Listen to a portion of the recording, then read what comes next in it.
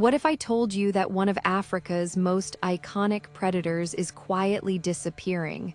Not because we're killing them, but because they're falling in love with our pets? Picture this. A small, sandy-colored cat with faint stripes and sharp green eyes moves silently through the dry savanna grass. It's an African wildcat, the direct ancestor of every house cat on Earth. For thousands of years, this animal has survived droughts, predators, and the rise of human civilization.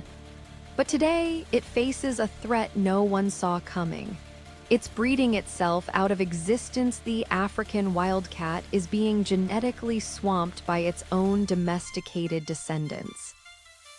And the process is so subtle, so intimate, that by the time we notice, it might be too late. Let's rewind. The African wildcat isn't some distant relative of your tabby, it is your tabby, just a few generations removed. These cats have lived alongside humans since the dawn of agriculture in the Middle East. They hunted the rodents attracted to our grain stores, and we tolerated their presence. Over time, a partnership formed. Some wildcats grew tamer. Their genes shifted. They became the cats that now sleep on our couches. But in the wild, a few populations held on, staying true to their ancient instincts, their solitary ways, their perfect camouflage. Until recently, they were doing fine. Then something changed. As human settlements expanded into wild spaces, something inevitable began to happen. Domestic cats, strays, farm cats, outdoor pets started venturing into wildcat territory. And to a wildcat, a domestic cat doesn't look like an enemy. It looks like a potential mate. This is where the story takes a dark turn. Because when wildcats and domestic cats interbreed, their hybrid offspring carry a mix of genes. Some are wild, some are tame. And over generations, the pure wildcat DNA gets diluted like a single drop of ink in a glass of water. It's still there, but you can't see it anymore. Scientists call this genetic pollution.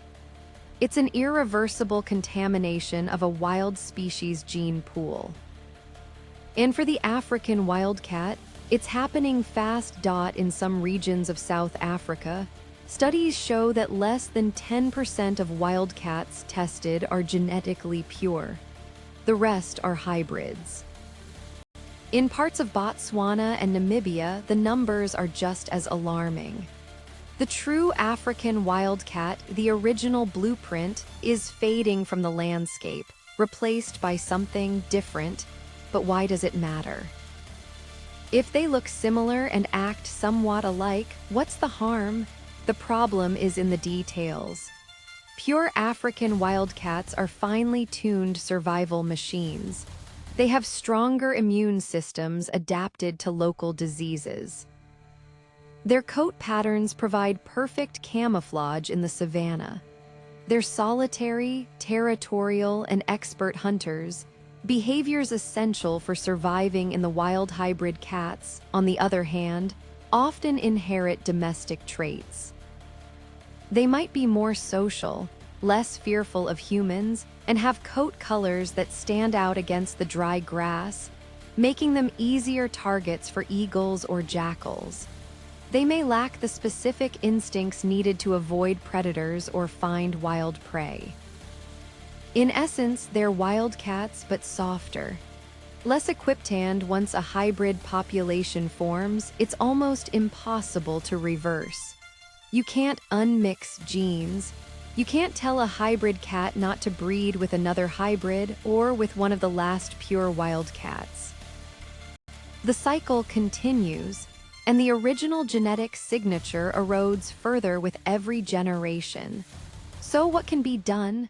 Some conservationists are trying to identify and protect areas where pure wildcat populations still exist, creating genetic reserves far from human settlements.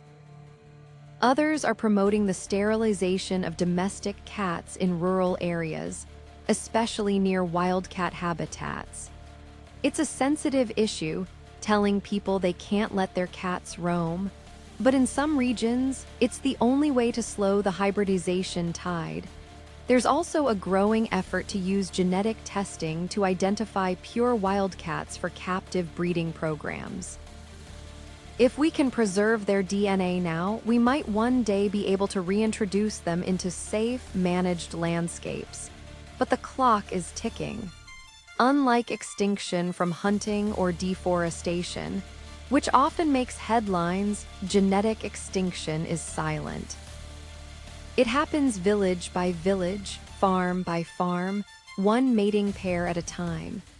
And by the time we realize what we've lost, the original African wildcat may exist only in photographs and DNA samples. What's happening to the African wildcat is a reminder that conservation isn't just about saving animals from obvious threats like poachers or bulldozers. Sometimes the greatest danger is the quiet, slow-motion replacement of a species by something almost identical. But not quite. It's a story about boundaries, between wild and domestic, between ancient and modern, between what nature designed and what humanity has reshaped. And it asks a difficult question: how do you protect a species when the threat is its own reflection? Have you ever seen a cat in the wild and wondered if it was truly wild or just a distant cousin of your pet? Share your thoughts in the comments. And if you want more stories about the hidden battles for survival happening right under our noses, subscribe to Rare Species.